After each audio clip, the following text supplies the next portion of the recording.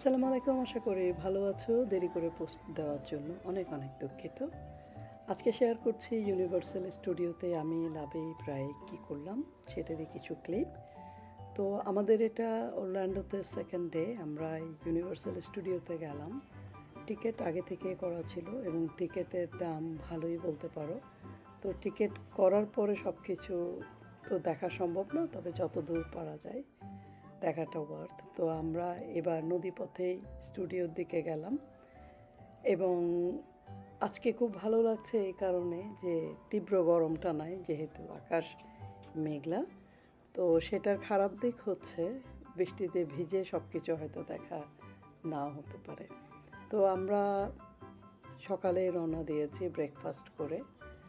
আমি খুবই এক্সাইটেড, কারণ আমার কল্পনায় ইউনিভার্সাল স্টুডিওটা অন্যরকম এবং সবচেয়ে মজা লাগলো, কল্পনার চেয়েও আসলে বেশি সুন্দর এবং ভালো লেগেছে এখানে।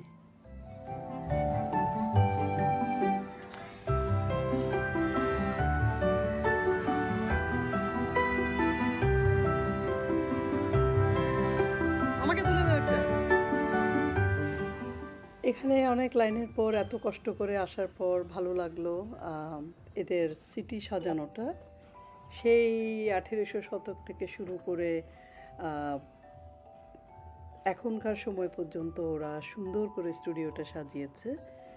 এখানে আমরা একটা রাইড নিলাম, মজা লেগেছে। তারপর আমি ঘুরে ঘুরে আসলে দেখছি কোন সালে কীরকম ছিল রেস্টুরেন্ট, নাপিতের দোকান, তারপর ফাস্টফুডের দোকান, এবং ওই সময় তো আমাদের জন্ম হয় নাই, তাই খুব ভালো লাগছিল দেখতে। আর যেহেতু প্রচণ্ড গরম না, তাই একটু রিল্যাক্সভাবে ঘোরাফেরা করছিলাম। আমার মনে হচ্ছে আমি একটা মুভির ক্যারেক্টার এবং সেখানে হেঁটে বেড়াচ্ছি।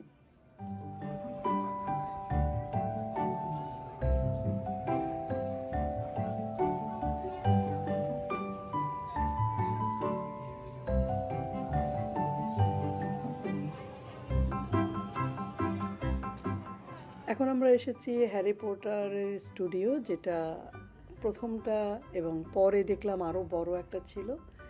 এখানে অ্যাকচুয়ালি মুভি এবং বুক যারা পড়েছো তারা হয়তো নিজেকে রিলেট করতে পারবে।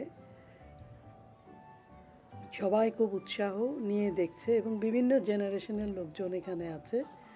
তো আমরা সুভেনিয়ার শপে ঢুকলাম, লাবিব জেলি বিন নিল নানান রকমের উদ্ভট ফ্লেভারের। তারপর ওখানে কিছু ম্যাজিক স্টিক বিক্রি করছিল 80 থেকে $90 করে। তো স্টিকটার শানে নজুল হচ্ছে ওইটা দিয়ে ওখানে ওরা স্টেজে কিছু বাটন এবং কিছু জিনিস শেয়ার করেছে, ওইটা তুমি মন্ত্র পড়লে